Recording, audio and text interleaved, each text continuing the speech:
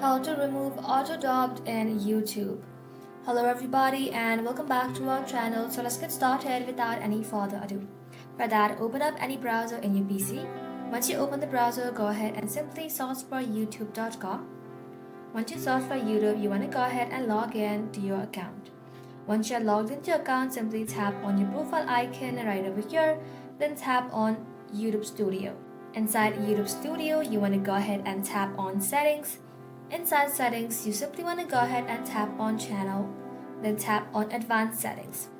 Inside Advanced Settings, you will then be able to find an option that says Auto Dubbing. You want to go ahead and simply toggle it off. But if in case you don't have the auto dubbing feature available, it's likely due to feeds rollout.